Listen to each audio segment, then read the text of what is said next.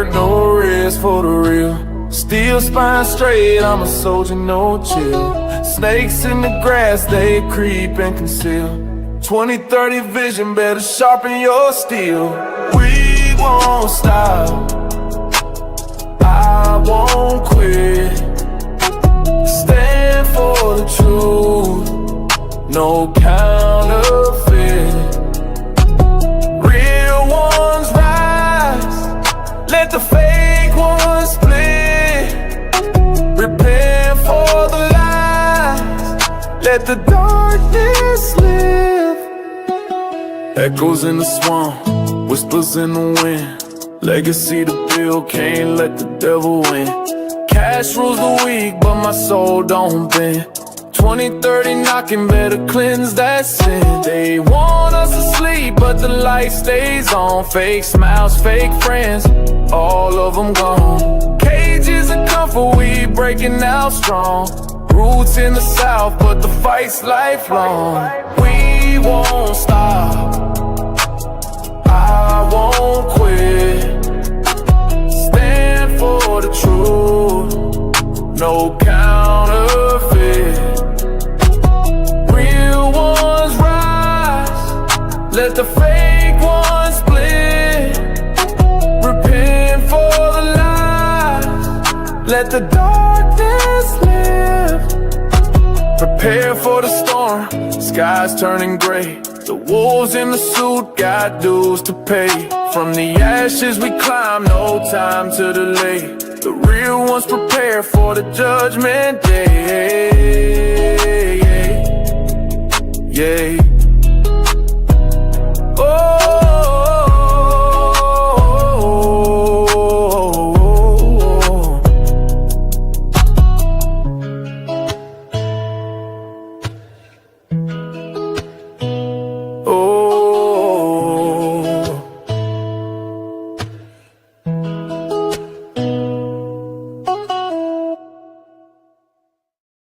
Will be hurt by that vote, and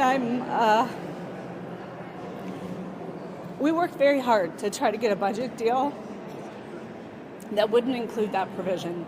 DFL Speaker Emerita Melissa Hortman emotional following the House's adjournment from a special session Monday. Hortman was the lone DFL lawmaker to cast a vote to cut Minnesota Care access for undocumented immigrants.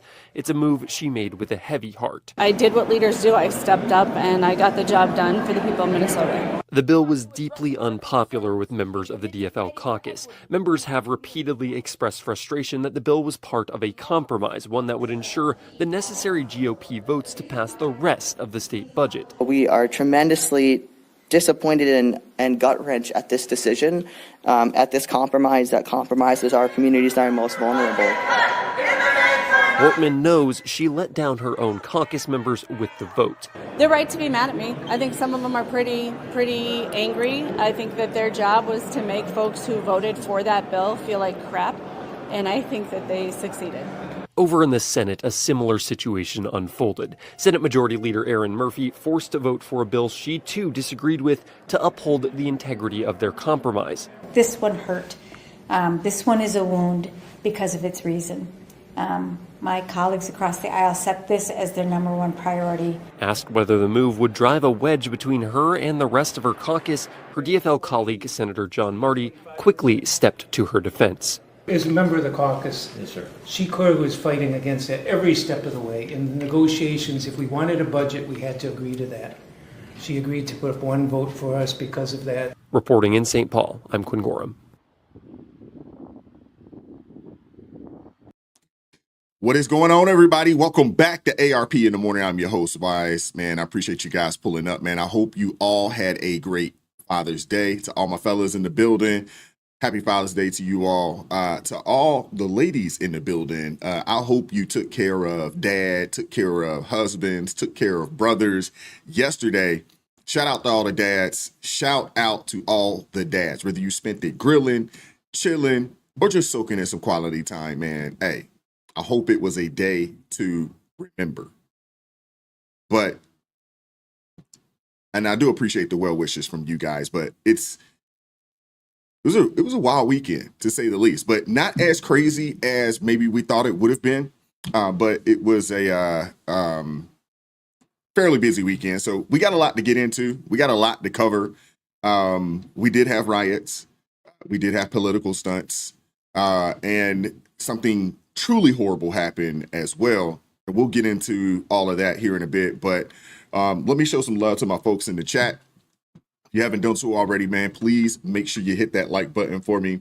Shout out to my guy, Kevin Caldwell, first person in the chat this morning, 8:26 a.m. He says, good morning. Shout out to Lori Otteson. She says, good morning, Wise and ARP family. Y'all remember to hit that like button, please.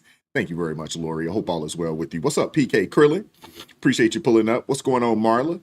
God bless America, 856. Appreciate you pulling up. Shout out to Soul Driver, Pablo Diaz, Nelly, Cool Ramon, Donald Lovejoy. What's up, B? How you doing this morning, sister? Appreciate you pulling up. What's going on, Buddha? West Sand Lake, New York in the house. Scott Williams, Mesa, Arizona in the house. What's up, Brian M? How's it going this morning? What's up, Amber Young, Laura Miller? Hope you're doing well this morning. Appreciate you pulling up out of Montana. Thank you very much. Who else we got up in here this fine Monday morning? Shout out to you, Quincy James. Appreciate you pulling up. Scott Young, what's going on with you, brother? Hope all is well. What up, Joseph Orsini? Appreciate you pulling up. Hope you had a great weekend as well. What's up, Cool Ramon? How's it going this morning, brother? We got Robert Dalton in the house. LJ Taylor, how you doing this morning, sister? Hope all is well with you. We got Joan Salmond. Appreciate you pulling up this morning out of Georgia. Appreciate you pulling up. Thank you very much. What's up, Wendy? How you doing this morning? Hope all is well. Junior Ray, how you doing this morning? Appreciate you pulling up. What up, Dan Pate? Appreciate you pulling up this morning. We got Martin Pope in the house. Appreciate you pulling up. What up, Kenny G? PIStyle.store in the building. Shout out to you, brother. What up, JJ O'Hara? Big Job Ford. I heard you, man. Be safe on the road. Be safe out there. I know you're listening while you're out there driving. Be safe out there on the road, man. Keep that head on a swivel. What up, Chester? Billboard Builds in the building. Massachusetts in the house. What's up, Melissa? Shout out to you out of Honolulu. Good Lord, what time is it out there? Isn't that like a 6 hour? Is that a 6 hour time difference? Goodness gracious. What, you can't sleep? Appreciate you pulling up this morning. It's got to be like 3:30 in the morning or so out there, right? If I'm not mistaken. I could be wrong. Maybe you're at work. But I hope all is well. And thank you for pulling up this morning, man. My youngest son was born in Honolulu. He was actually born at the Naval Hospital out there. They call it the Big Pink Elephant. It's a big hospital. It's all pink, sitting on top of a hill. You can see it from miles. But yeah, he was born up there way back when. He's an adult now. But shout out to you, man, out of Honolulu. CTM 1990 in the building. Shout out to you. Appreciate you pulling up. Who is that?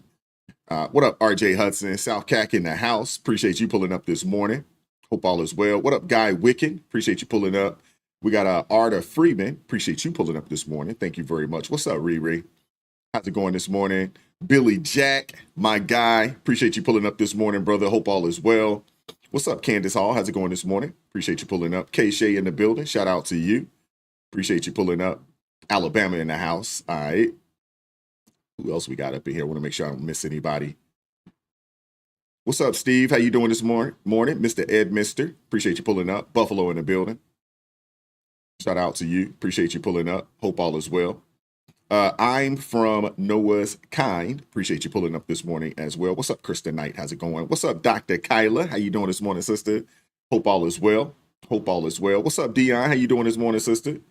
Appreciate you pulling up. Appreciate you pulling up as always. Hope you're doing well. What up, Mark Skibby? Appreciate you pulling up. Debbie Parr, appreciate you pulling up as well. Rocky Trump, appreciate you pulling up this morning. Shout out to you. Thank you very much. All right, outstanding. Mark Herrera, appreciate you pulling up this morning as well. What up, Brett Montgomery? How's it going this morning, brother? Hope all is well with you.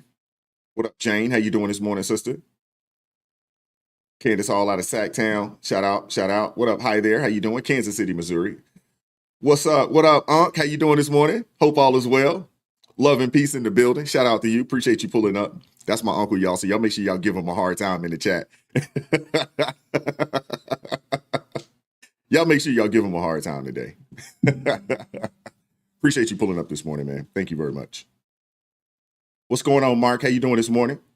Appreciate you pulling up. Nashville in the building. American Girl, how you doing this morning, sister? Appreciate you pulling up.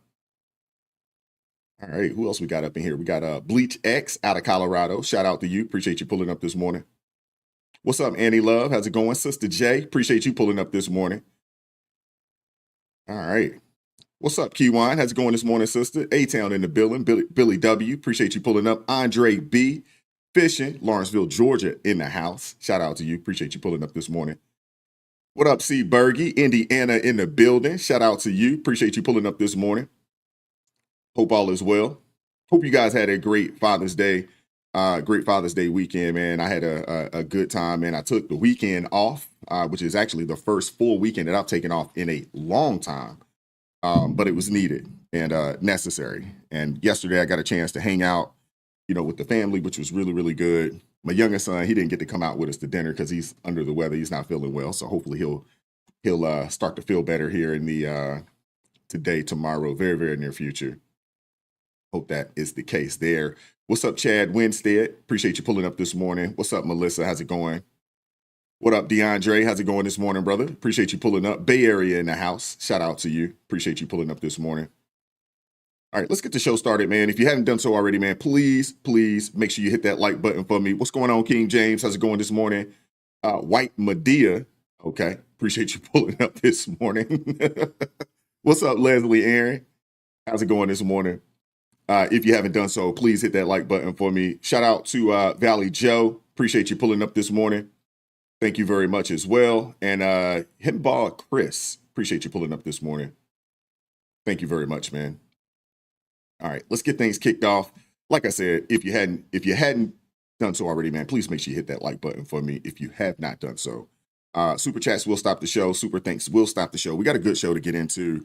But before we kind of get down and kind of go down the rabbit hole, we got to talk about what happened out in Minnesota. Because, I mean, it's a gut punch, to say the least. On Saturday, Minnesota Representative Melissa Hortman and her husband, they were brutally. What's up, Van Jones? How's it going this morning, brother? They were brutally, we got to use, I guess, YouTube-friendly language, but unalived in their home. And it wasn't a random act of violence either. This was a targeted, politically motivated, and it's shaken the entire state to its core. And honestly, it's kind of shaken a lot of people across the country to its core. When people are, being taken out just because of the way that they voted. Hortman, who was a Democrat, a former Speaker of the Minnesota House, was the lone DFL member to vote against providing health care to undocumented immigrants. The vote, just days before her death, put her in the crosshairs of extremists. The suspect, Vance Bolter, he was just apprehended last night, according to reports. He was spotted near her home in Green Isles, Minnesota, and then he began running for the woods. So if you haven't done so already, man, please make sure you hit that like button. I want to share this with you just so you guys can kind of see what the heck is going on, out there and what transpired yesterday, and then we'll keep things going from there. But hit that like button if you haven't done so already.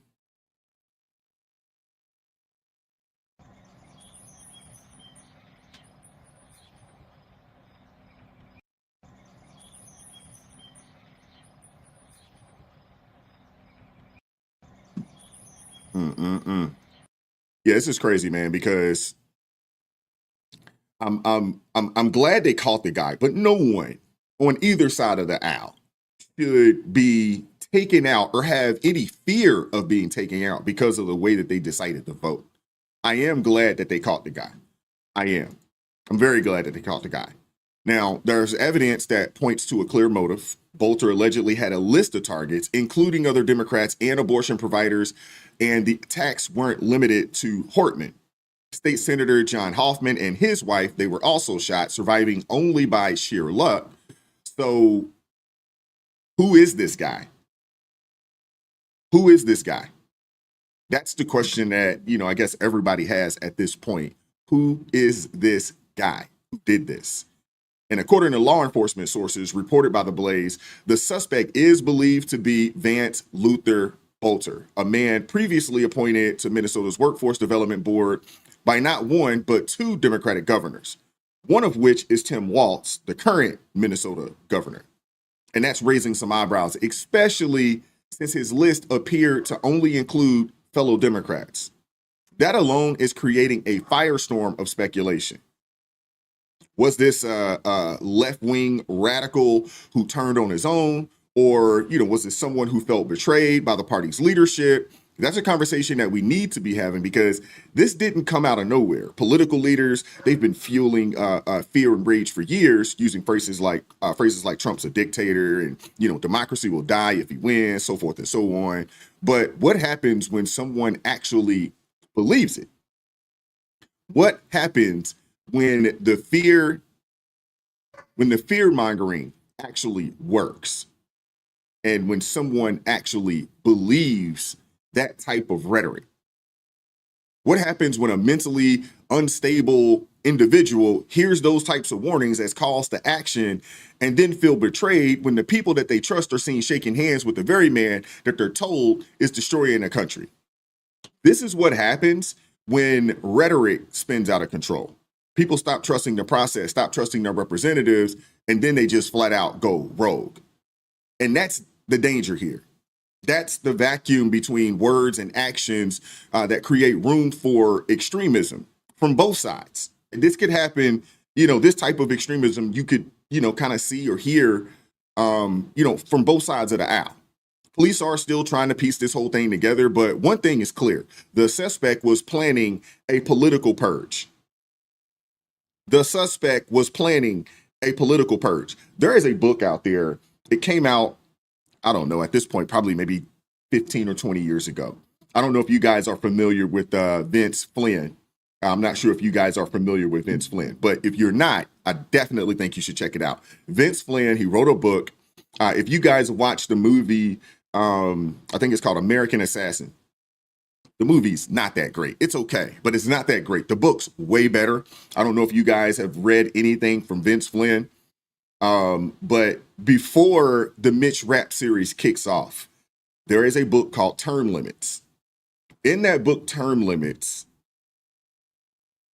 not to spoil it, I don't want to spoil it for you guys, for those that may go and check the book out, whether you read it or you listen to it via audio, either one, very good.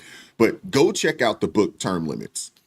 And the book Term Limits, there is a radical faction of people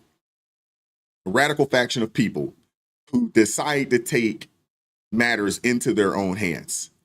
And they go on a spree of just taking out politicians. And that's about all I'm going to say about it. I do think you should check the book out. It's Vince Flynn's first novel to come out before the Mitch rap series. And if you want to get into it, I definitely say check out Term Limits first and then kind of dive into the rest of the books, because there are some characters in the first book that you're going to see show themselves a couple of times, actually a multitude of times throughout the Mitch rap series. Kiwan, the name of the book is called, the author is Vince Flynn. The name of the book is called Term Limits. It's a phenomenal book, but it's the precursor to the Mitch rap series. Go check it out. It's definitely worth the listen or the read. Either one. It is phenomenal. But this individual here, was planning a political purge based off of, rhetoric that had been pushed to him.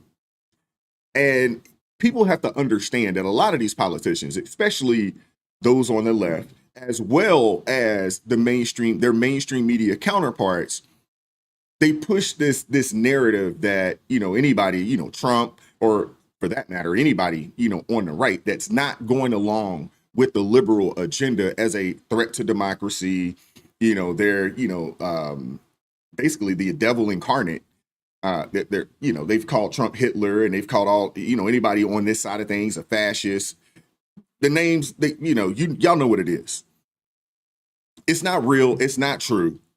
But they know how to push the buttons. And for the people that only get their information from that side of things, it can, put a battery in the back of some people to go out here and do similar things that this Bolton character did. And this guy here, man, he was, again, planning a political purge. This dude had the gear. He had the names. He had the addresses. And had the officers not acted quickly, This could have been so much worse. It could have been had they not acted quickly. Meanwhile, protests have erupted across the country under the No Kings banner. I'm sure you guys had a chance to see it. It was going on not too far away. They had a rally. It was tame, but they had one not too far away from where I live at. It was pretty tame though. But these people, out here are supposedly opposing authoritarianism, which I might add, police allegedly found these signs in some of the shootings, some of the shooting suspects' car on Saturday.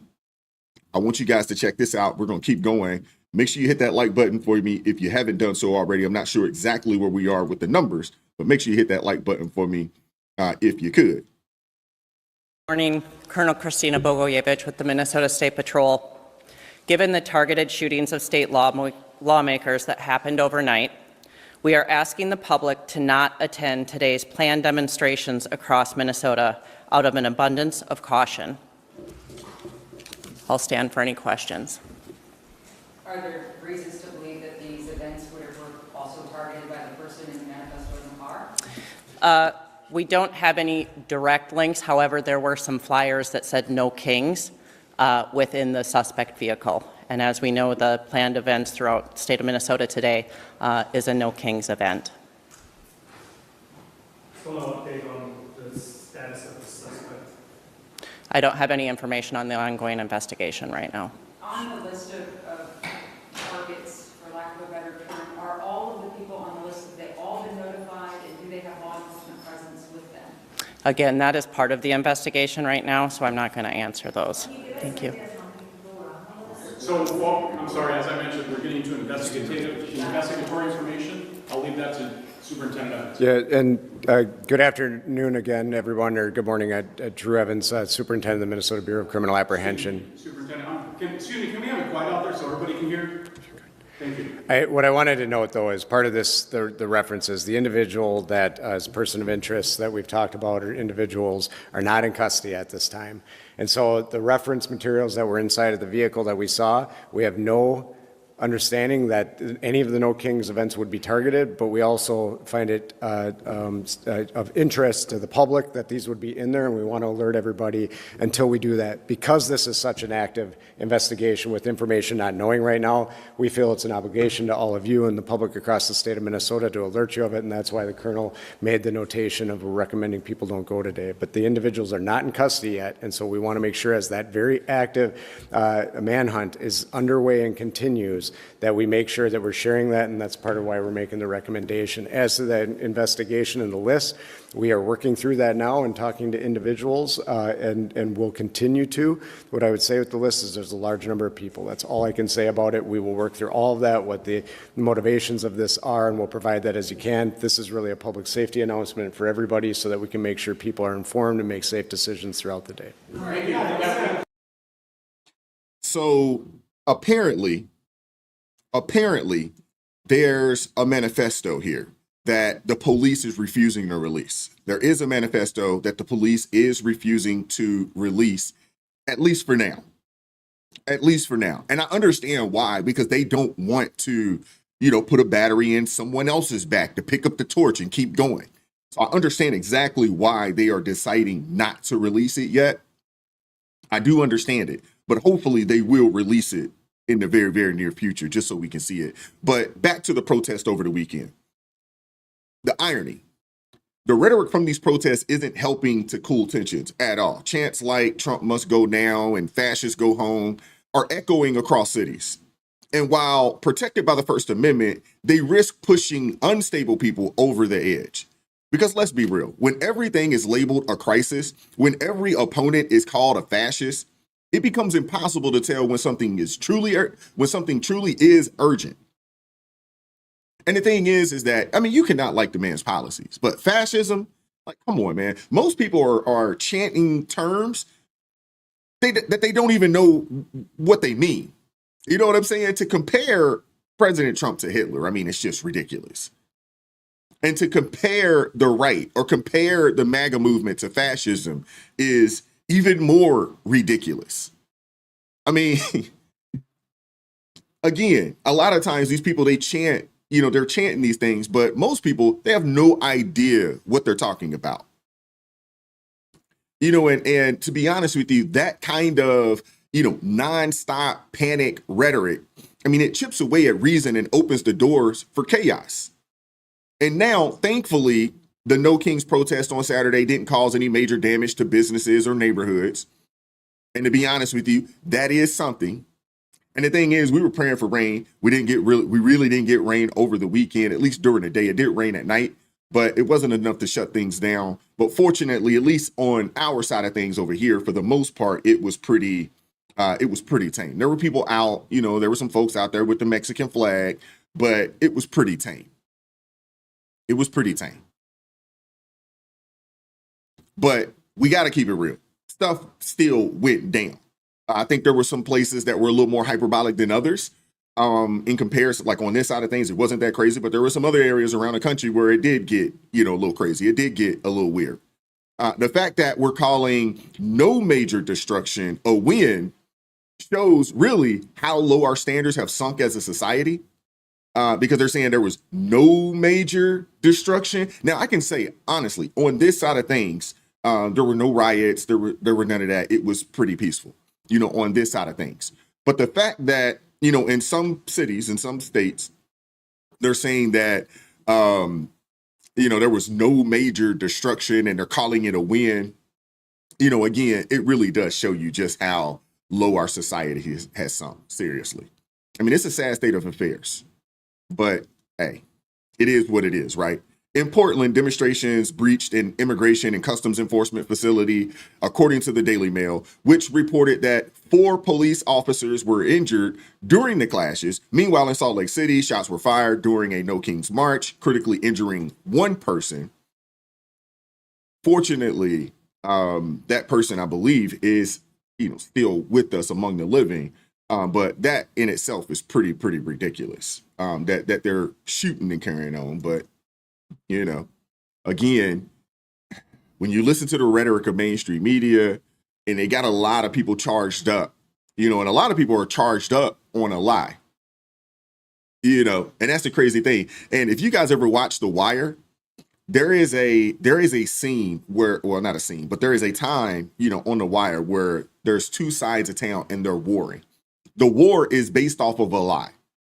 But one of the main people, you would call him, let's say he's, a general, street general, whatever the case may be, say, yeah, it's a lie, but we got to fight on that lie at this point now because things have gone too far. There's been bloodshed lost on both sides. We got to continue to fight on the lie, even though we know that what kicked this thing off was a lie. But hey. Chief, the 4 people involved, were they shooting at each other, shooting into the crowd? Do you know just how did they know each other, Chief? That is all under investigation right now. It's too early to say. Why were the other 2 taken into custody? They were involved. Involved how? Well, that's under investigation currently. Were any of them participating in the protest, or were they just near it? It appears they were, involved at some level in the protest, or at least as part of the group that was walking. The initial suspect that you took into custody that had the gunshot wound, how did he get the gunshot wound? That's what we're still investigating. It's too early to say right now. I'm sorry. Yes, I should clarify. Officers, as far as we understand at this point, officers did not shoot, do any shooting. Chief, any word or anything on the motive as to why? Again, it's just so early right now. Fortunately, we have everyone involved in custody, and we're going to be sorting that out. We also had a lot of witnesses, and we're talking with the witnesses as well to see what we can learn. Chief, it sounds like some of the witnesses helped take this person into custody. Is that accurate, or what was their involvement in helping you track this person down? Well, they certainly gave us descriptions of a description of the individual, and I don't know at the time he was taken into custody if anyone was involved other than our officers. I'm not sure. They chase him down or point him out in some way? Yeah, they gave us a description. Our officers were quickly able to see that individual, and then there was a pursuit, and they eventually found him. Mayor, if we could ask you a question, Mayor. Yeah, so they say, allegedly, the shooter was an active participant in the protest. But overall, and I can't believe that I'm saying this, overall, again, I cannot believe that I'm saying this, but if you compare the so-called protests from last week in California, these ones for the most part were somewhat peaceful, and a lot of that has to do with the fact that law enforcement were prepared, especially down in Florida. I didn't get a chance to cover it over the weekend, but the sheriff from Brevard County, oh my goodness, man, he put out a nice warning to folks. Come down here if you want to. Come down here and act a fool if you want to. And he went down the list of the things that will happen to you if you come down here acting a fool. You want to peacefully protest, by all means, you got the ability to do so. That's your First Amendment right. But when you start impeding other people's way of movement, trying to act like you're going to spit and attack cops and things of that nature, hey,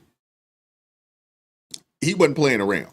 And I'm telling you, man, I might have watched that clip on X, I don't know how many times, but when that dude said, hey, you will be graveyard dead, I was like, oh man, this guy's not playing around. They don't mess around down in Florida. Florida is not the place to go down and act like you're going to cut a fool. It's just not.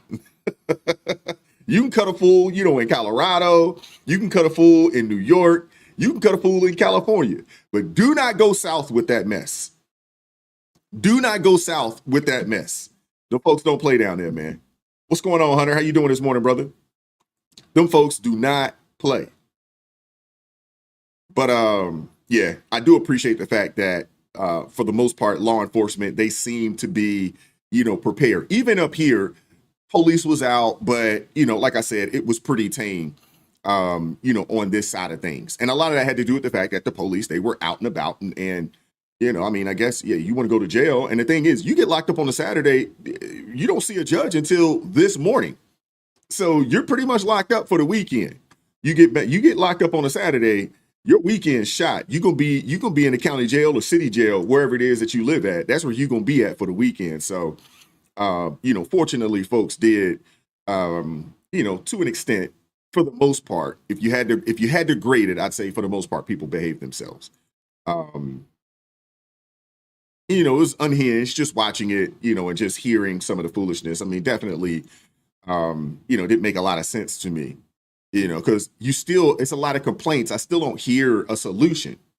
I didn't hear any solutions. It's just a bunch of complaints, from these folks. But law enforcement, they saw what happened when Gavin Newsom let things get out of hand over the previous weekend. And a lot of them came out and it was like, nah, we don't need this here. We're not going to allow it here. Speakers at these events compared President Trump to Hitler. Like I said earlier, ridiculous. They described ICE raids as if we're living through some dystopian nightmare, accusing the president of terrorizing families, chasing workers through fields, and flipping over car washes. I'm not making this up. They did say these things. A lot of these folks, they did say these things. And the irony is that they're using their right to protest, protected under the very Constitution, that they claim Trump is weaponizing. To say all this, I mean, this is a cult, plain and simple. It is. These people are unhinged, man. It's very cultish behavior, if you ask me. Cultish behavior. And when you're out there screaming about, living in a dictatorship, but you're free to gather, chant, and organize across thousands of cities, I mean, come on, man, you got a problem. Seriously. For you to even out of your mouth come out here and say, hey, we're living in some, dictatorship and some authoritarian regime, but yet you have the ability to go out, and protest and basically operate within your First Amendment rights. No one's out there trying to knock your head off like what would be happen had you tried this in China or some other nation out there. It just doesn't make sense to me, man. It really doesn't. It doesn't make a lot of sense to me. And to be honest with you, most of these folks, man, they don't know what they're doing. A lot of folks didn't even know why they were even out there in the first place. That's how ridiculous, this situation has become. No King's protest in Austin, Texas. Estimates show that there's at least 2,000 people here. I've never seen a larger crowd at a protest in the Capitol in Austin, Texas. Now, there's a couple things that are really interesting about this. Obviously, it's packed. They have different performers going up on stage. They have different chants. And we even heard some of them singing what sounded like a hymn about no kings in the United States. And with democracy, there's no kings, things of that nature. Now, I looked at the nokings.org website before we came out today. And I noticed that they have basically like an instruction manual, a guide on how to protest, suggested things to put on signs. They even have like a little hymn book that you can print out that has the different songs that they're going to sing with the words. And so we have heard this crowd of 2,000 people sing along to these hymns about no kings and democracy and deporting ICE and things of that nature. So law enforcement is here protecting the protesters, the community from the protesters. Nothing is broken out yet, but we anticipate that things are going to escalate as the night goes on. It's about 6 p.m. Central right now. The protest is supposed to end at 8 p.m., but we anticipate that there are going to be other people around and active as the sun goes down.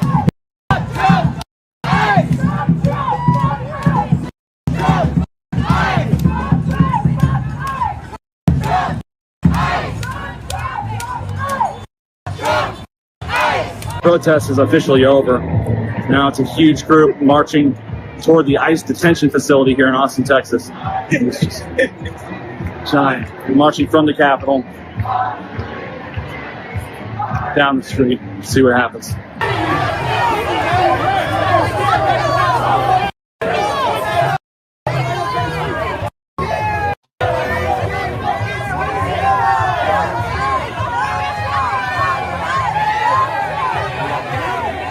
As we pass the cops where they've blocked off the road, people are screaming at the cops. Nothing out of line yet.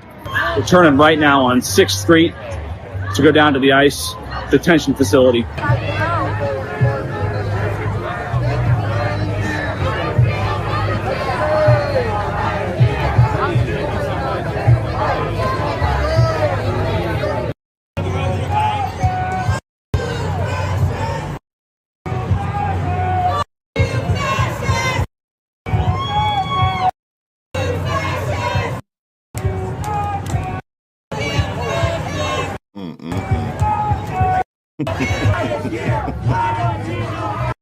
Hey, Austin has turned into something else, right? Obviously, there's a lot of people that move from California out to Austin. But Unc, I'm gonna answer your question.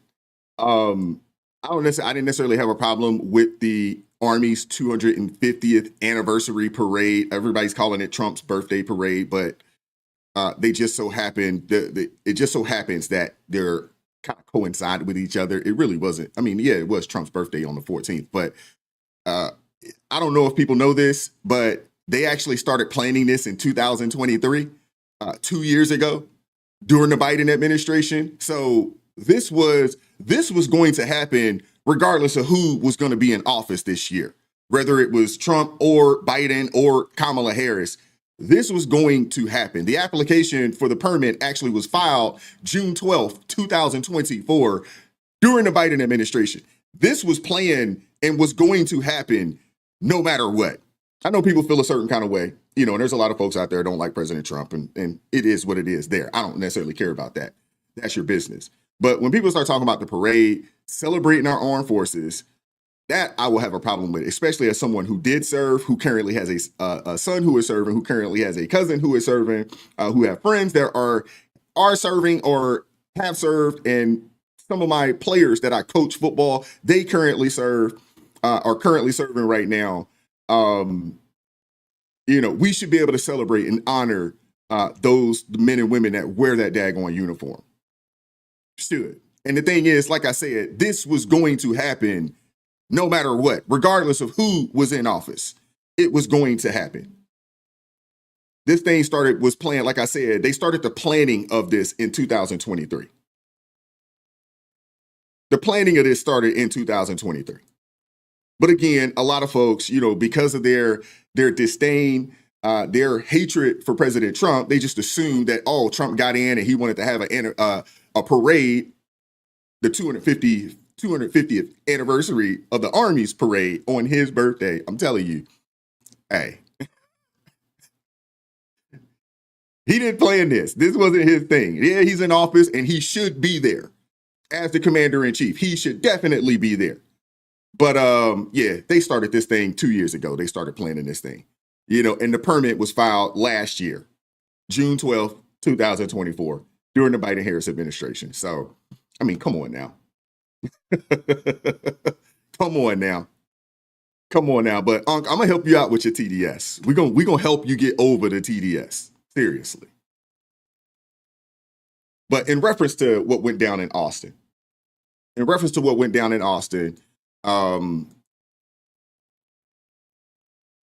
I want to say this. I've watched some of these live streams, over the weekend, a few, not many, but a few. And the first thing that I noticed is that a lot of the attendees were aging boomers crying into the camera. Let's just keep it a buck. These are the people that still get majority of their information from mainstream media, and they've been gaslit and lied to.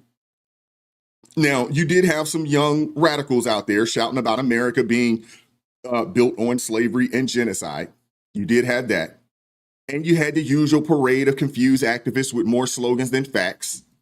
You had that. That was majority. But let's dig into this a little deeper.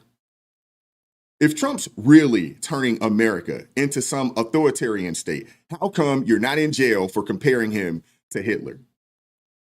Go to China and try that with Xi Jinping. Go over there and try that. Go to any communist country and try that. And then come back and let us know. If you make it back, let us know how that worked out for you. Seriously. I mean, if this dude is so bad, how come none of you guys are being rounded up for accusing him of terrorizing families? And the answer is quite simple. Because we're not living in a dictatorship. Most of y'all lives hadn't changed. You know what I'm saying? We got a new regime, new administration. Most of y'all lives hadn't changed. Y'all been gaslit by mainstream media, but your life hasn't changed. Let's just keep it a buck. Now, there have been some people that have lost jobs, but the layoffs started back in 2021. Let's keep it a buck. The economy hasn't been that great dating back to 2021. We know this. The layoffs started then.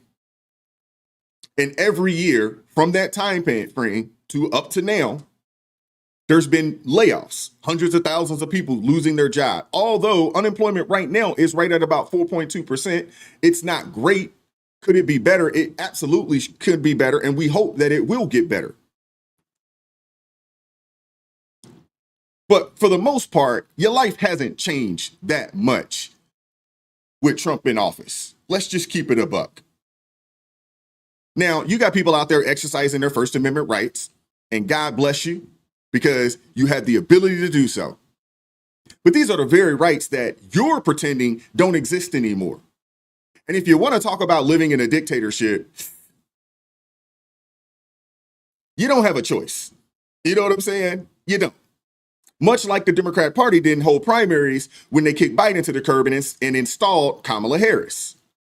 Now, if you're in the Democratic Party, yeah, there is some form of authoritarianism. There is some form of dictatorship going on within that party. Because the reality of it is this: when Biden decided to step down, there should have been an emergency primary. There should have been an emergency primary that allowed the people who voted for Biden, when he decided that, hey, I'm not going to be able to do this, they should have opened it up and not just installed and said, hey, you got to vote for Kamala Harris no matter what. They shouldn't have did it. And the reality of it is, let's just keep it real. Had they opened it up and did an emergency primary and allowed some other people to compete against her, she would not have been the candidate. You guys know this. Now, we know that their bench isn't that deep, but you know that she would not have won the primary. I don't think so anyway.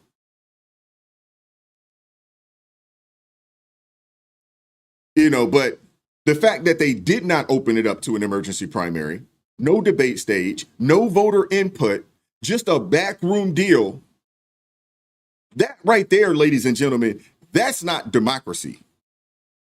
What the Democrat Party did last year, matter of fact, or right around this time, obviously it's another month ahead, But right around this time, last summer, what they did was showcase that their party is the party that is actually against democracy based off of the way that they handle things. It wasn't like Biden had passed away and Kamala had to just step in. That wasn't the case. He stepped down during the process, during the primary process, and they should have held an emergency primary. It could have definitely been done. They chose not to do so. And ladies and gentlemen, that in itself is not democracy. That's what you would call a power grab. Or how about you had, what happened when you had millions of people in this country, forced millions of people in this country in some cases to get an experimental jab or lose your job. Choose job or jab. Y'all remember that? That's authoritarianism. Millions of Americans were told, take it or leave it. How many people in the military had to get out because they chose not to conform? How many people in law enforcement had to get out because of that? How many people that worked for the government during that time frame either basically had to quit their jobs or they were removed from their jobs? That, ladies and gentlemen, is authoritarianism. No questions asked. Let's not forget the mask mandates. Let's not forget the mask mandate for toddlers. You couldn't take your 2-year-old to daggone preschool unless they were masked up, and then we find out, which we all knew, that the mask wasn't going to work. That in itself, ladies and gentlemen, is not what you call freedom. That is called coercion. These are the real examples of the lack of choice, not some imaginary Trump dictatorship. You cannot like the man. I don't necessarily care about that. You cannot like the policies. I don't necessarily care about that either. But when you start talking about the man's trampling over the Constitution because they want to get rid of illegal immigrants, not the immigration process in a whole, but just the almost 30 million people that they allowed over here who are not being assets, they're actually sucking off the government teeth. A large majority of them. And they're committing heinous acts of crime in this country. And in some cases, taking over full-fledged apartment complexes, like they're Nino Brown, and CMB, you know what I'm saying? Like they taking over the Carter. I mean, this is ridiculous. And then you got the media. The same thing. Over and over with these guys. It's peaceful, they claim. That's what they told us. Oh, it's peaceful. I showed a clip last week. Maxine Waters talking about how peaceful things are, and there's literally burning freaking cars and things of that nature. They throwing bricks, center blocks at the police, but they called it peaceful. They showed crowds chanting, but quickly cut away once people started attacking the mounted police units. These are the same networks that cry disinformation. They had no issue misrepresenting what viewers could clearly see with their own eyes. Shout out to Nick Shirley and others out there who actually went out there and showcased what was really going on. Shout out to them. Shout out to those that were going out there and just keeping it real. Nick Shirley put his life on the line. Lot of respect for that youngin'. Lot of respect for that youngin'. And not only that, they couldn't take one day off from fanning the flames of division, bringing in an organizer who blamed Trump on live TV for the shootings in Minnesota. You can't make this stuff up, man. You cannot make this stuff up. Everything that happened in Minnesota is all around the Democrats, from the perpetrator to the people, who were killed. Not a MAGA person, not a Republican, not an independent, not a Green Party insight that has anything to do with what happened up there in Minnesota. But in some kind of way, they could formulate out of their mouths to say that, hey, this is Trump's fault. Trump did it. Same thing Maxine Waters did last week. These people out there cut a fool. Once she got called out, and then she said, oh, it's Trump's fault. Trump's the reason why they're burning down their buildings and blowing up cars and attacking the police. It's Trump's fault. Blame it on Trump. These people are ridiculous, man. Got a couple super chats I want to read real quick. Shout out to my guy, Hunter, with the $10 super chat. He says, I always find it funny when these Democrats say those who like Trump are in a cult. I then asked them, have you looked in the mirror? Thank you very much, Hunter, for the $10 super chat. And shout out to Van Lightfoot. Van Lightfoot with the $10 super chat as well. He says, appreciate you, brother. Appreciate you, brother. A godly man's, I'm guessing that's perspective, exactly what the world needs now. Thank you very much, man. I appreciate that, brother. Thank you very much. Appreciate you supporting the channel. But listen to this foolishness. Of Americans, regardless of political party and regardless of who the subject of the assassination is. That's a very red line that'll be crossed. And I wonder if some of these protests around the country, including yours, whether that's a unifying force where people are going to come out and say, we want our democracy a certain way. We have the right to protest. It's a First Amendment right. We don't cross lines into political violence. Yeah, I would hope so. I would hope that this is a unifying moment, but unfortunately, as we've seen time and time again, it usually isn't. We have too many people and too many elected officials, including the current occupant of the White House, who escalates rhetoric and violent rhetoric against political opponents, and that leads to these kinds of tragic events. It is absolutely unacceptable, and every single elected official should be condemning this, regardless of their political party. But I don't have the greatest hope for some people to actually come out and do that, unfortunately. Jacob. These people are ridiculous, man. They really are. They really are. I got a question, man. I'd like to know what exactly President Trump has said that resembles anything like the violent rhetoric that's coming from Democrat elected officials right now. Seriously. I'd like to know. Somebody in the comment section, please let me know.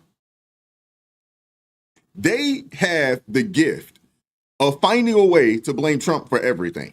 MSDNC is outright propaganda at this point. They are. They're not even trying to hide it anymore. Or, I'm sorry, not MSDNC, but MSNBC. And while the protests dominated headlines, something else was happening in D.C., something that actually deserved attention. We had a military parade out here, on this side of things in the DMV, out there in D.C., military parade honoring the Army's 250 years of service, hosted by President Trump. Again, I got to go back and let everybody know that although President Trump was there, he did host it. This thing started in 23. They started planning this in 23. People, you just don't plan a parade like this grand scale. You just don't in a couple of months. That's just not how this thing works. That's not how it works. But there were some pretty cool things that happened down there. I mean, there were flyovers. You had new recruits that took their oath. That was really, really cool. You had flyovers, and the flyovers are dope. If any of you guys have ever got a chance to watch any of the air shows and things of that nature, especially when the Blue Angels come out and things of that nature, phenomenal.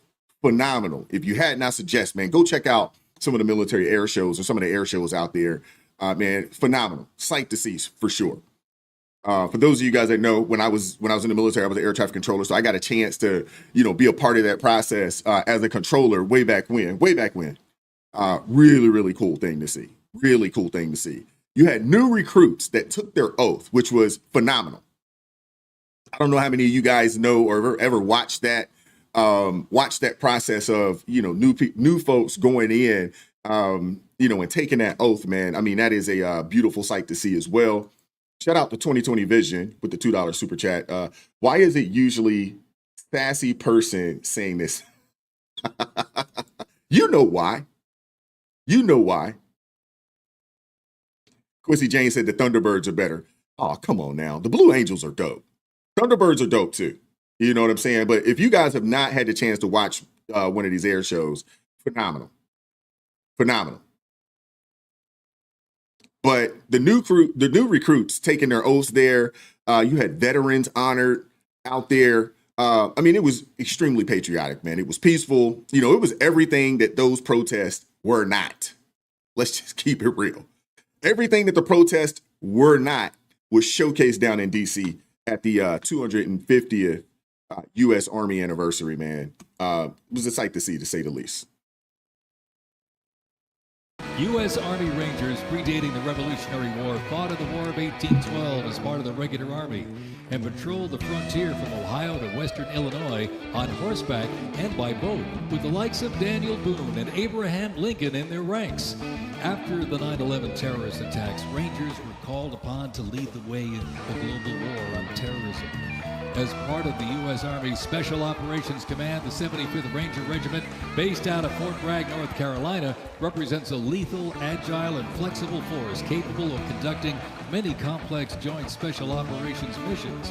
Today's Rangers Regiment is the Army's premier direct action raid force. Those are the Rangers. It is Who was that? always combat ready, mentally and physically tough. And Those are some pretty bad prepared to dudes fight right our there, man. country's Those Army Rangers, man. adversaries. They something else. Those are pretty bad dudes right there. But that was a good thing, man. You know, there's a lot of people. I mean, we got a lot of folks that just are not patriotic. They don't care, you know, they don't care about our troops. They don't care about our sailors, our soldiers, Marines. They don't care about our airmen. They don't. You know, they don't. So you have some people that will turn their nose up, you know, at something along those lines. And a lot of it has to do with the fact that they thought like, oh, this is Trump's thing. You know, oh, Trump, look at him. He's such a narcissist that he had to have, you know, the parade on his birthday. It just so happened that that's kind of how things work. Again, they planned for this. Well, the permit was bought a year ago and they started planning for this 2 years ago. Let's just keep it a buck. So while the leftist commentators were salivating at a chance to frame it as some sort of Trump love fest or political stunt, what actually unfolded on the National Mall was something far more powerful, a unifying, apolitical show of American pride honoring generations of soldiers who fought and died for this country. Who fought and died for this country. And the irony, even the folks over at MSDNC, yes, MSDNC, they had to admit it. They couldn't deny the energy was positive, the crowd respectful, and the focus squarely on honoring the military, not stirring up partisan chaos. Seriously. I mean, some of you guys have family members that fought in some of these wars, you know, from way back when. I actually found something out. I was doing some research. I was doing some research and I found out, you know, that I come from a fairly decent line of people that served in the military, especially on my mother's side. But I've also found out, on my father's side, that there were some folks that served as well, just in doing some research. You know what I'm saying? Great grandparents and some of those siblings on that side of things, that actually served way back when. And that's dope, man. We should have a full-fledged respect for all the men and women that wear the uniform. So it was peaceful out there. There were no stirring up of partisan chaos, out there. And instead of rage and division, people showed up with their families, cheered for service members. They waved the daggone American flag like you're supposed to. Sure, there were a few cheeky Trump 2028 signs, but this wasn't about one man. Honestly, it was really about the legacy that spans centuries in this country. And the thing is that the U.S. Army is going to be here well after President Trump's term is up. You know what I'm saying? It was here beforehand. It will be here after the fact. Even Senator John Fetterman, a Democrat, he gave credit where it was due, posting that the parade represented the very best of our nation, our sons, our daughters, mothers, and fathers. Now, of course, people, those guys, man, they don't like Fetterman like that. And they definitely don't like to give President Trump any type of credit. None. They'll give him a bunch of hate, criticism, critique. No credit for anything, though. You don't have to be a Republican to appreciate that sentiment. You just don't. In fact, it shouldn't even be controversial to say something along those lines. You shouldn't. But in today's political climate, apparently being patriotic while wearing the wrong jersey gets you labeled a traitor by your own side. That's how far that we've fallen in this country. That's how far that we've fallen in this country, that there are some people out there that would see your American flag flying outside your home or you waving a flag in some shape, way, form, or fashion, as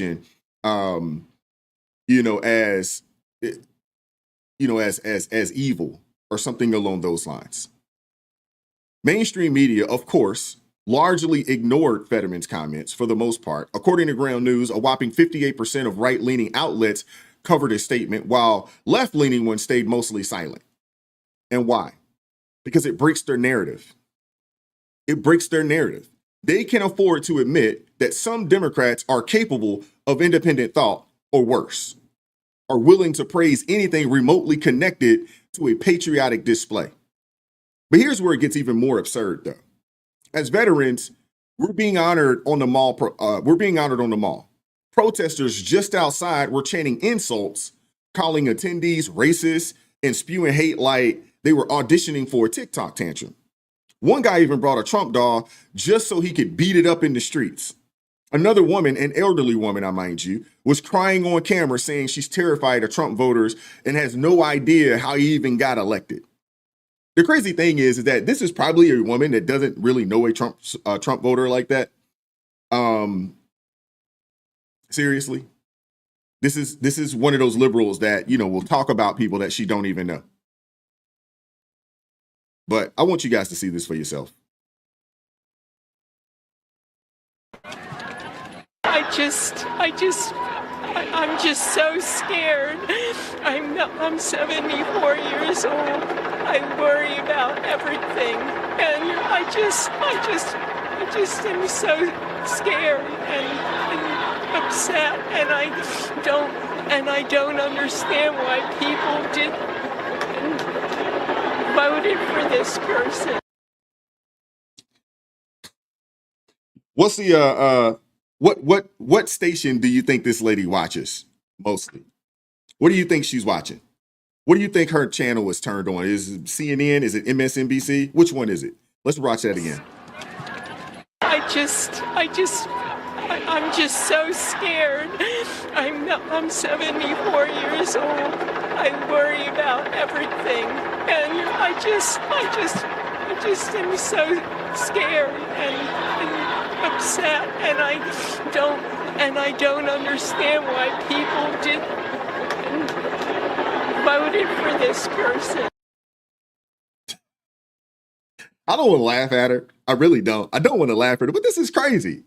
This is someone who probably spends majority of their day watching with their television tuned to CNN or MSNBC, one of the two, maybe even both. Maybe she flips between the two, and just gets gaslit and fear-mongered all daggone day.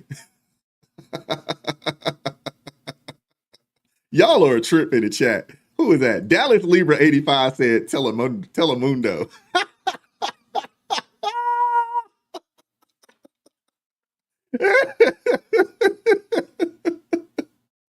Y'all are ridiculous.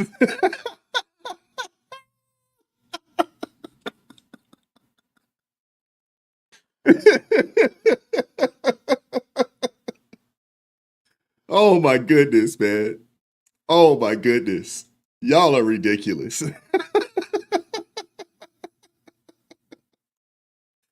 Oh. I gotta get it together. Hold up.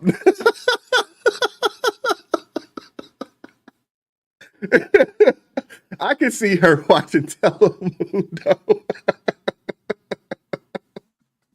Oh man, come on now. Goodness gracious.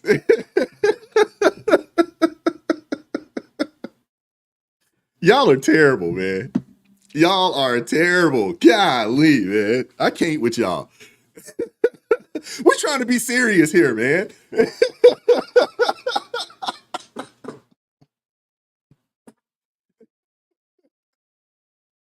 Oh my goodness. Oh my goodness. Okay, hold up. Let me get it together. Goodness gracious.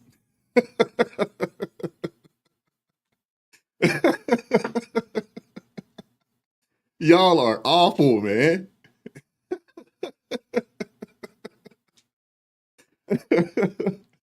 Oh man. Goodness gracious. Goodness gracious. Y'all are terrible.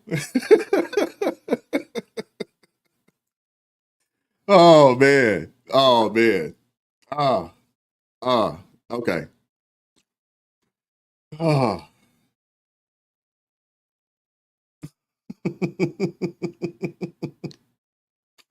Mm-mm-mm. Y'all are terrible. Goodness gracious. Uh-uh-uh. LJ, I'm sorry. That made me, oh my goodness. Okay. It is crazy though, right? It is crazy. I mean, we've basically entered an era where propaganda isn't just swallowed whole.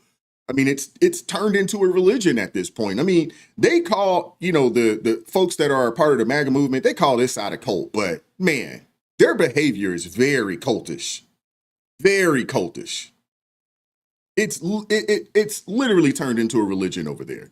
And these emotional breakdowns, they're symptoms of a population so caught up in the media fueled hysteria that they've lost all discernment. I mean, these people weren't protesting ICE raids or war. They were protesting patriotism. Patriotism. And finally, I do want to say one thing. No one bats an eye when, France holds an annual military parade on Bastille Day. Or Bastille Day. I could be pronouncing that improperly. UK holds several military parades, including the Trooping of Color, which marks the official birthday of the British monarch. Canada, and yes, I said Canada, celebrates its National Day on July 1st with military parades in various cities, often featuring the Canadian Armed Forces. Germany, Australia, Spain, the list goes on and on and on. On and on and on. Or even, in the United States, back in 1991, the nation held a massive parade for Desert Storm troops. Shout out to my Uncle Joel. Thousands turned out. Fighter jets soared over DC. Patriot missiles rolled through the streets.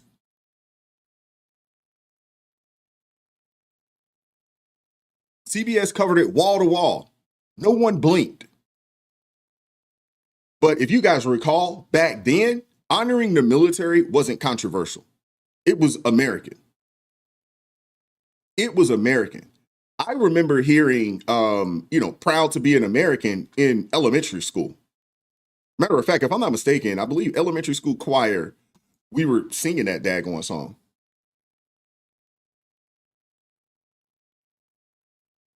And today, thanks to the media, thanks to the left, it's only okay if the right person is in office.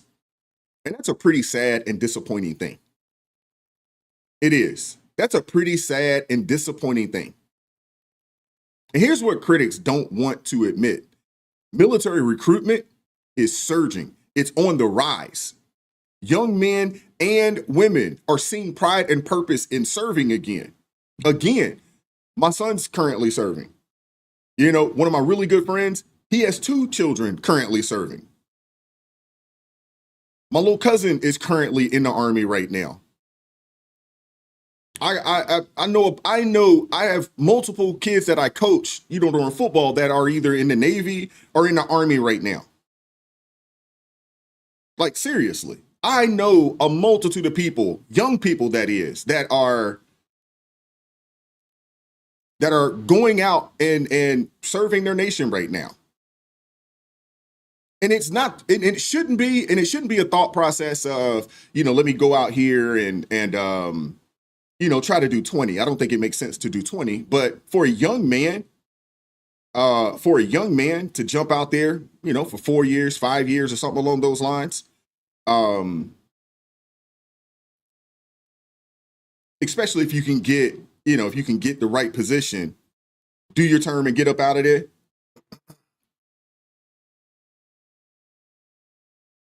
I don't see a problem with it, man.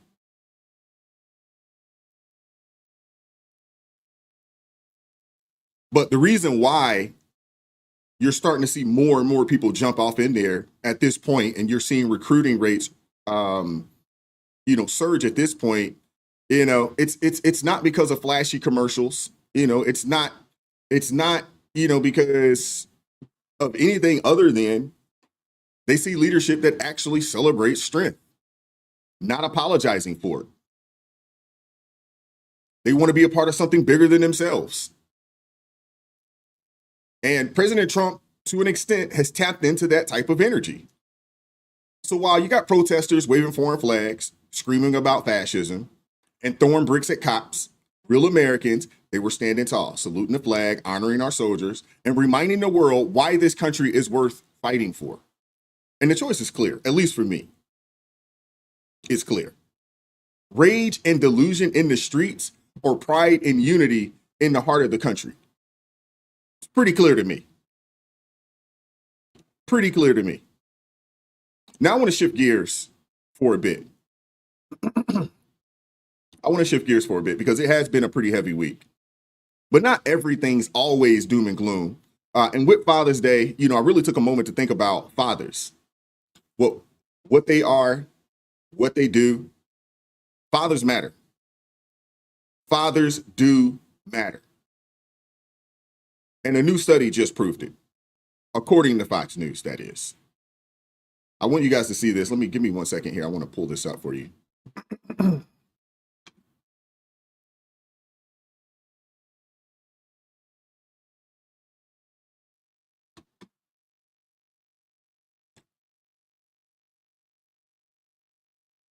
Yeah, I wanted to pull that up for you guys. We're going to watch the video here in a second, but there was research from the University of Virginia and Hampton University. It shows that dads play a crucial role in their kids' lives.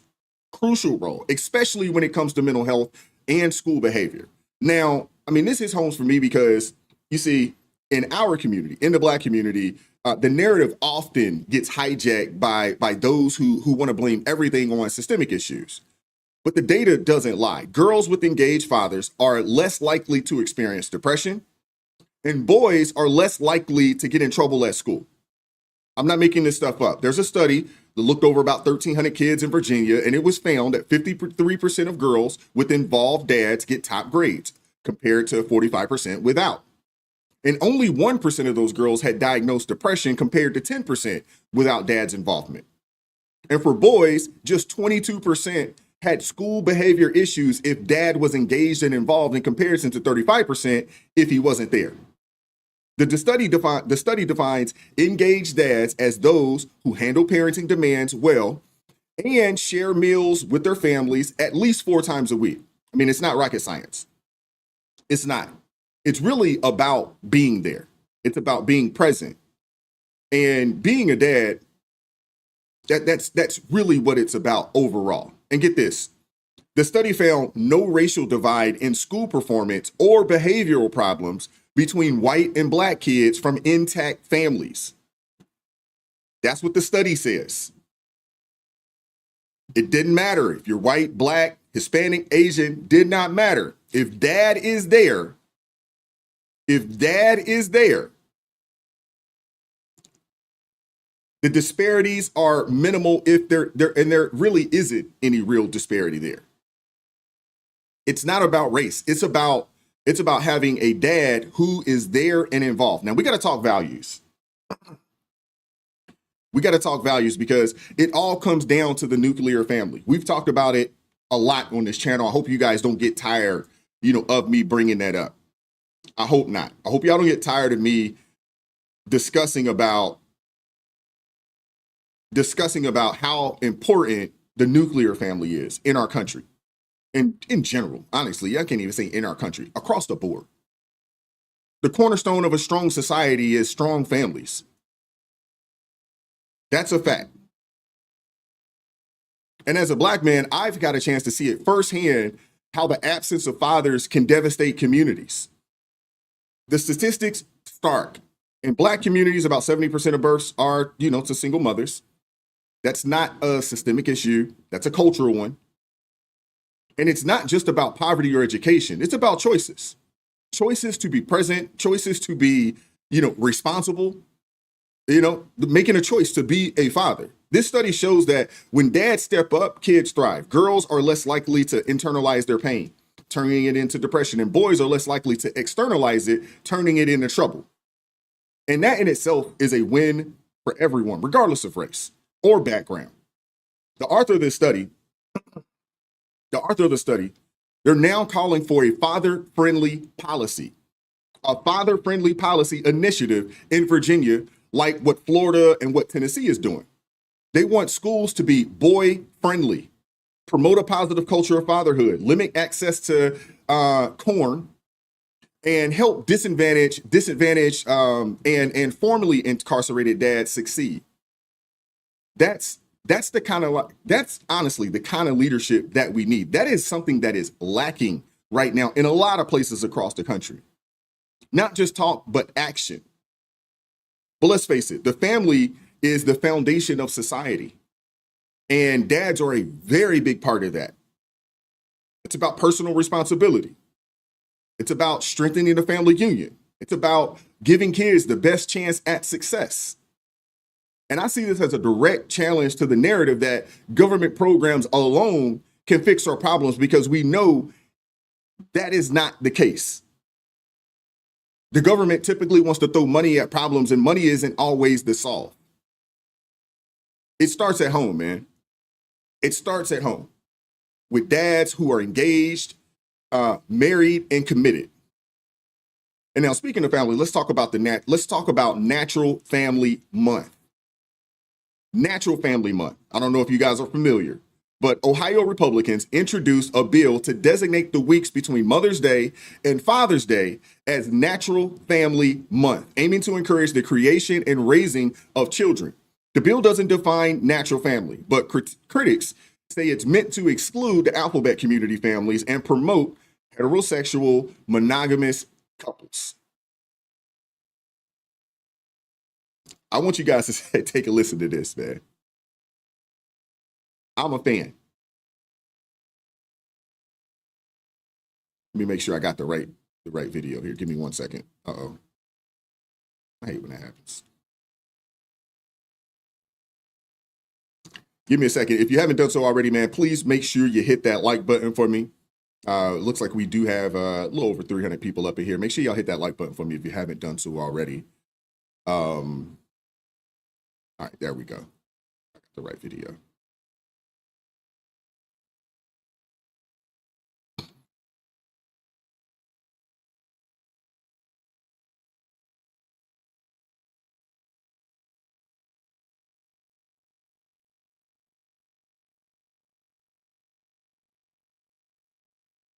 Really?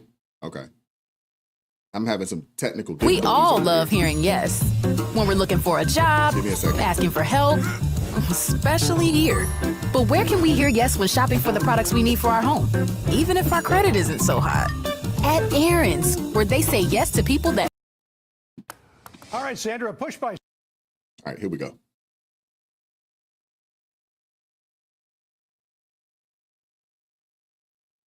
State lawmakers in Ohio, it's a new measure to declare the month between Mother's Day and Father's Day, quote, Natural Family Month, but it's facing backlash from the Buckeye State's LGBTQ plus community. Let's bring in Ohio State Representative Beth Lear. She is one of the lawmakers who were sponsoring the bill. Ms. Lear, thank you so much for joining us. Really appreciate your time. So tell us, what is the idea here? What's the driving factor behind Natural Family Month? Well, the goal that Representative Williams and I have is just to try to encourage the creation of families and children, because we are seeing a very low birth rate in all of civilized society. Europe is seeing the birth rate fall through the cracks of the floor. We're seeing the birth rate fall. I think it's 1.6 in the United States. It's 1.7 in Ohio. But you need 2.1 at least children per family in order to replace your own population. And we're just not there. And we want to encourage people to have families. Yeah, so according to the CDC, here's the declining birth rate in the United States. They define it a little bit differently.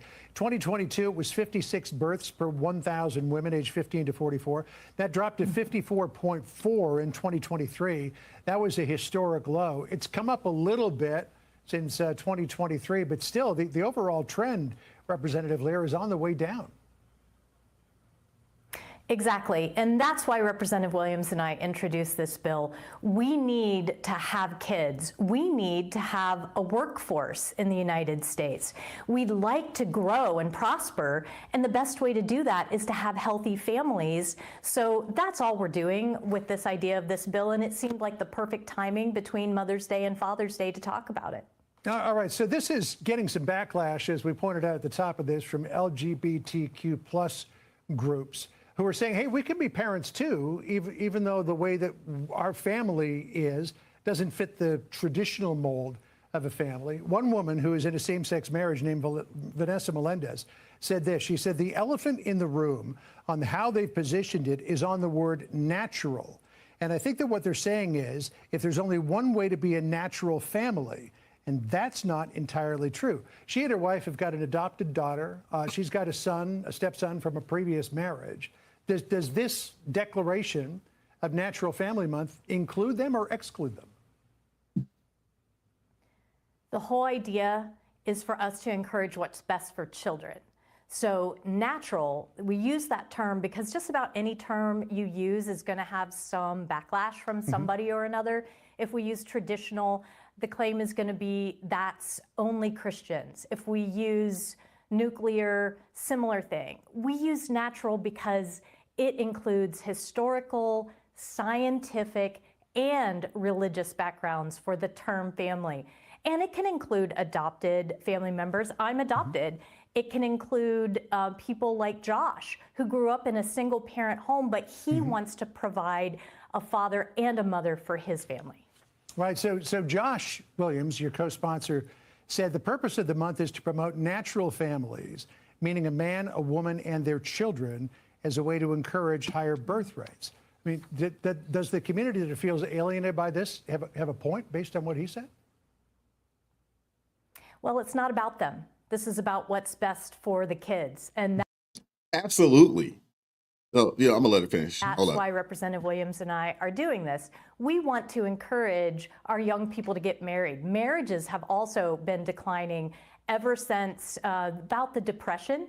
So we're looking at a way just to say, hey, the state thinks that getting married and having kids is a great idea. And we happen to know through studies that the best way to avoid poverty is to make sure you get your education and then you get married, get a job, and then have kids. So we're trying to encourage our young people to do things in the right order and to get married and have kids. It's a great blessing. All right, well, we'll keep watching it as it makes its way through the State House. We thank you for being with us today. I mean, this shouldn't be some We all love hearing yes. What's the word I'm looking when for? we're looking for a job, asking for help. We all know, first off,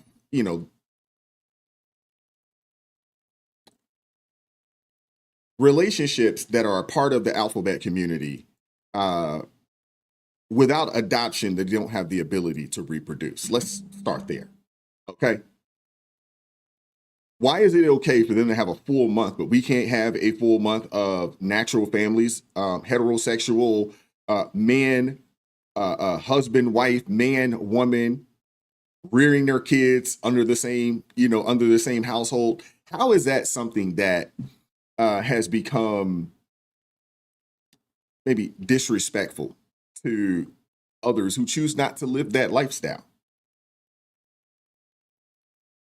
I just don't get it. I just don't get it. And the data tells you, the data shows.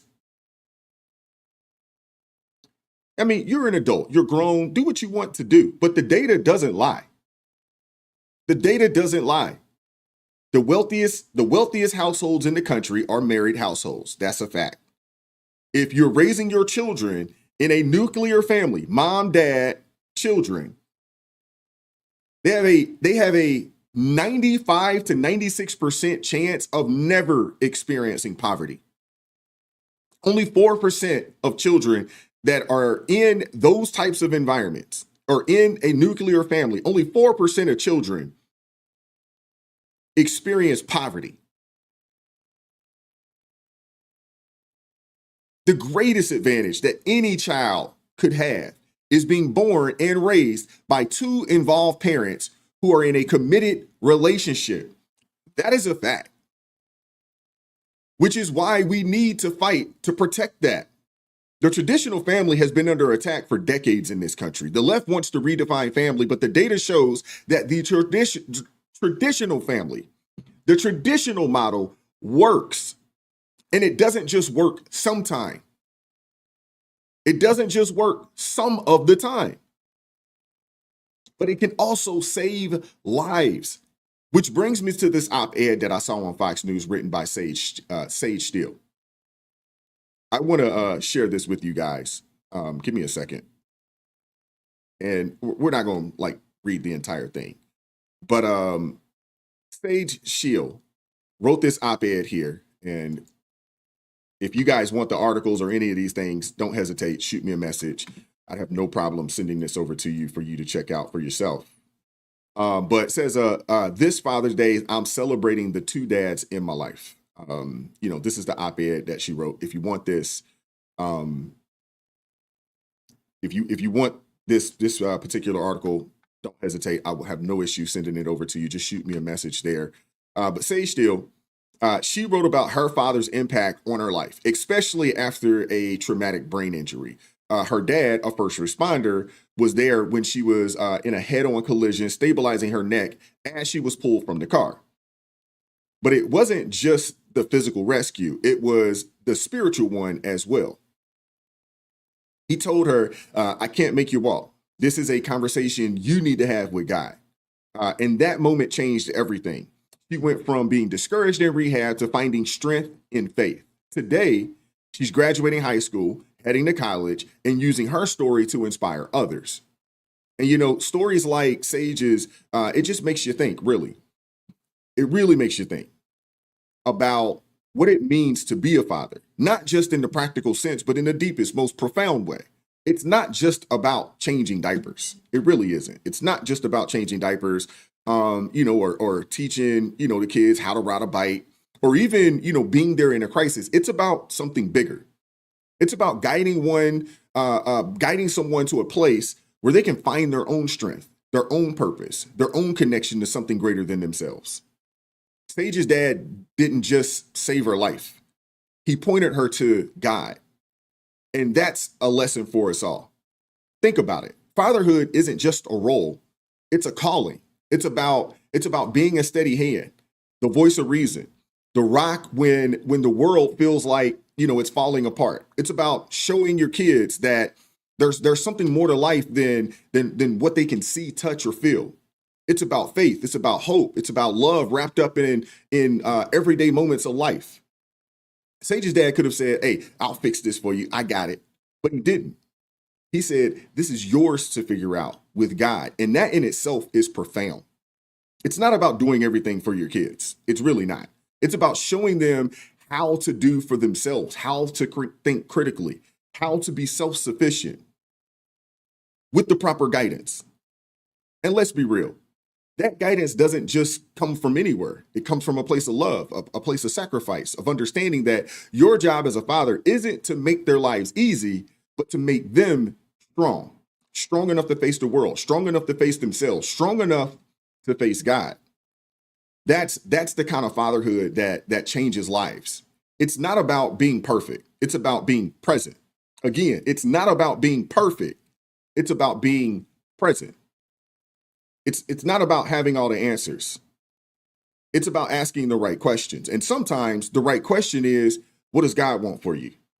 And here's the thing. We live in a world that's trying to tear that down. A world that says family doesn't matter, that faith is outdated, that fathers are optional. But the data, the stories, the lives changed, they all say otherwise. Fatherhood is essential. And it's not just about biology. It's about being there, being involved, being committed. It's about showing up day after day, day in, day out, even when you don't feel like it, year after year, through some good times and some bad, the terrible twos and that awkward stage when they go from 12, to 13, 14. It's about being the hero that your kids need. not the one that they want.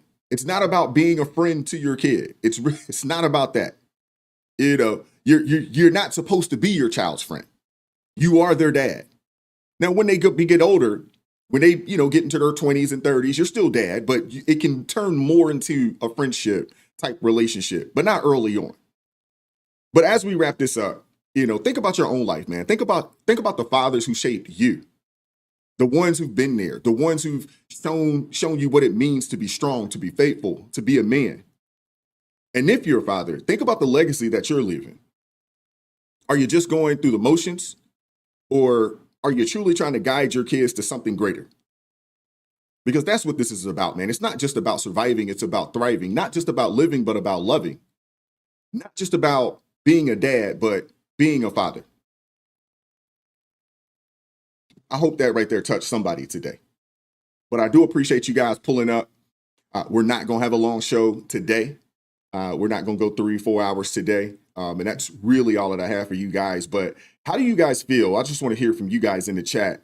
How do you guys feel about Natural Family Month between Mother's Day and Father's Day?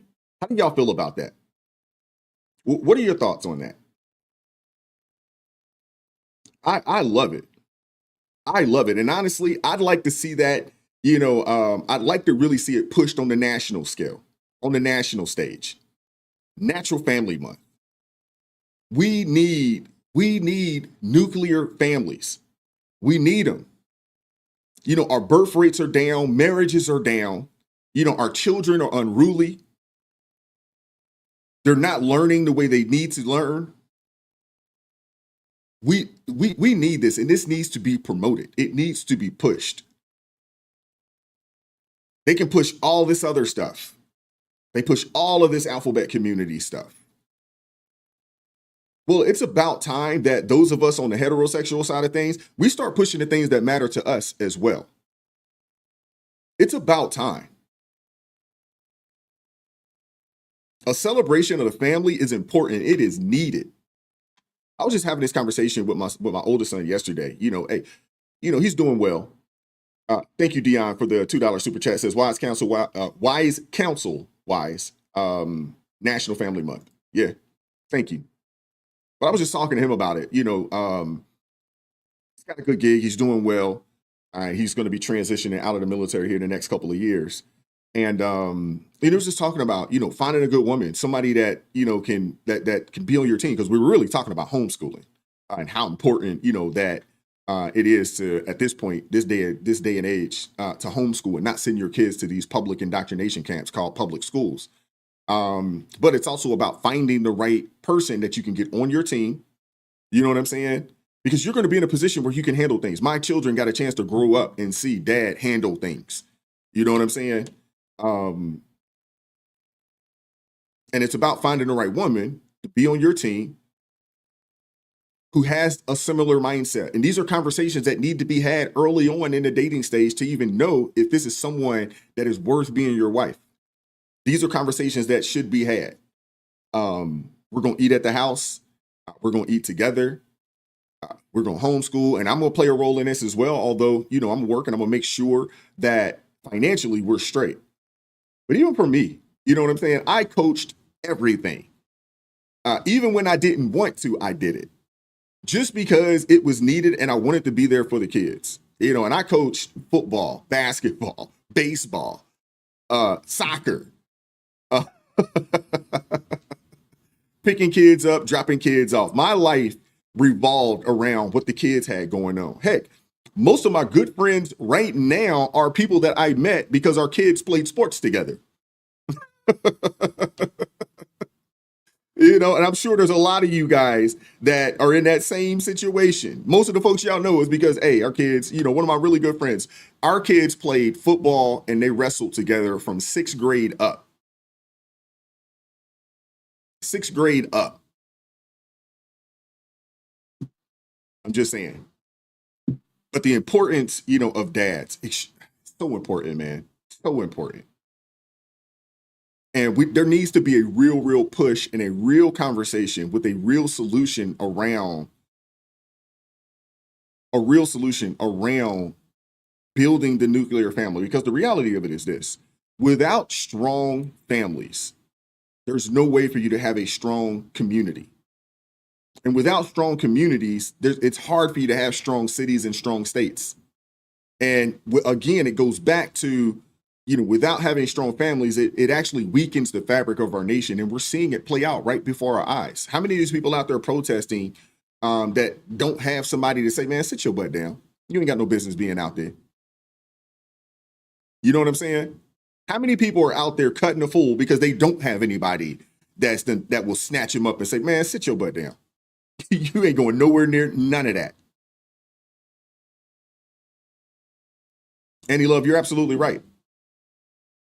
You're absolutely right. It's about spending time raising your sons, raising your daughters as well. I mean, I'm sure you guys don't know this, but on what do they call it? That the social media site, that can sell, that has, the young ladies on there, selling pictures and all this other kind of stuff. I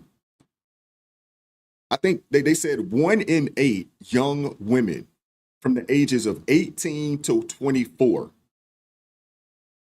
are posting illicit content on OF. 1 in 8. Now, in that one, how many of those young ladies do you think have dad there, playing a part in their lives? 1 in 8 between the age of 18 and 24 are posting illicit content for money. That is insane. That is an insane number.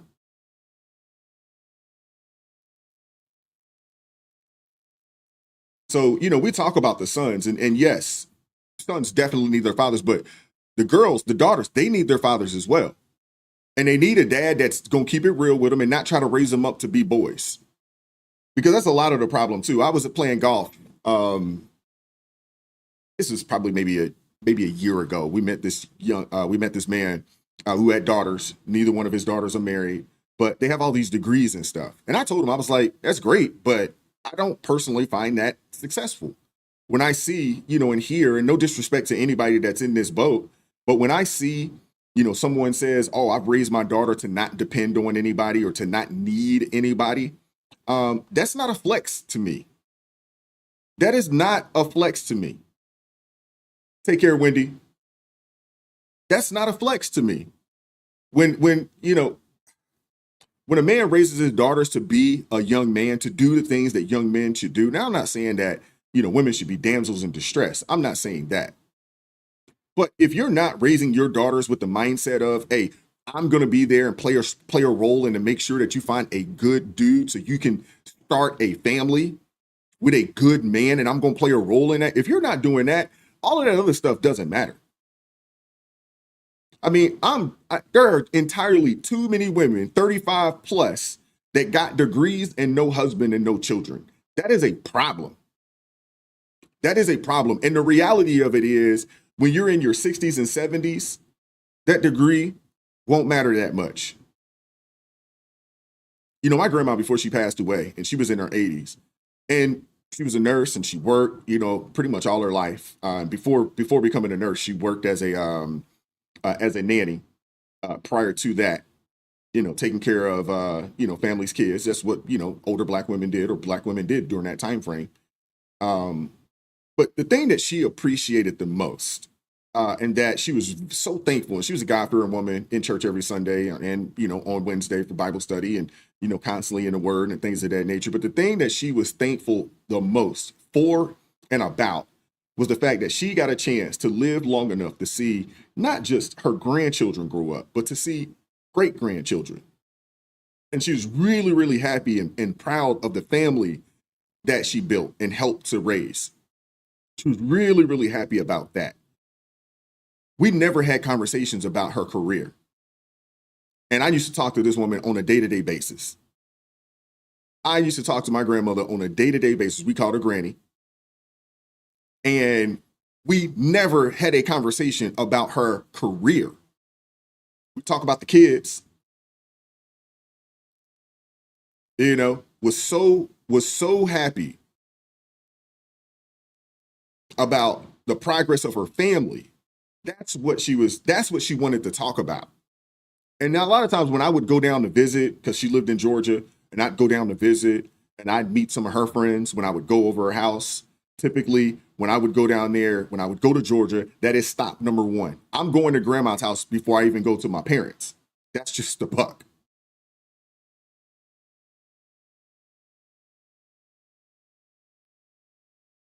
And there was never conversations about the career that she worked for, I don't know, 30, 40 years or so.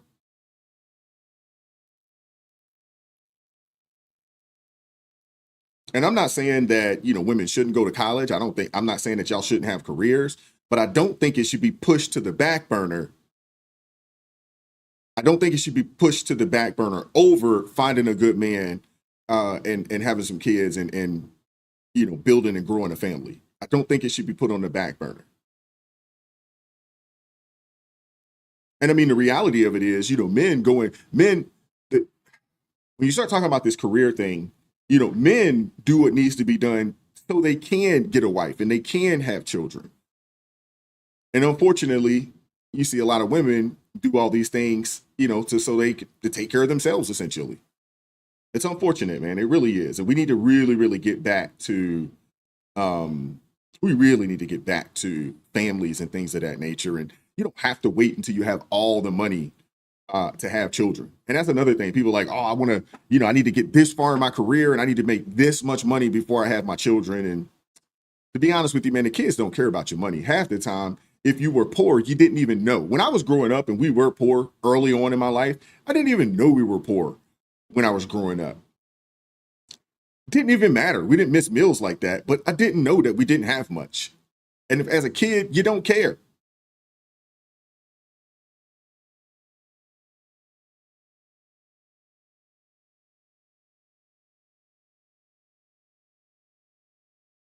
Well, Dion, you don't have to go to college to find a good dude. I mean, you can find, good trade schools and things of that nature. You know, my mom went to college. My pops was a truck driver, you know.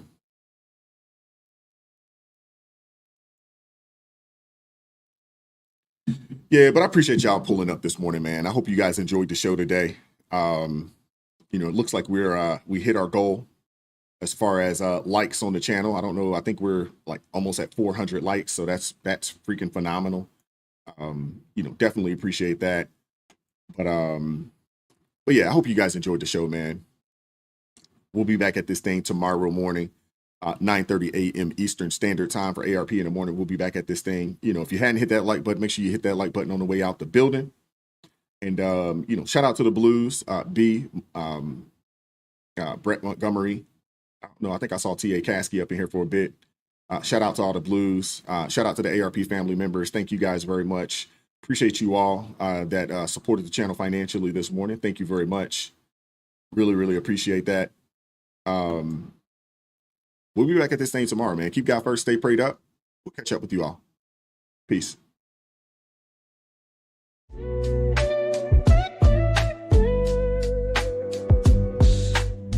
Vibes so raw, can't hide the truth. Words so sharp.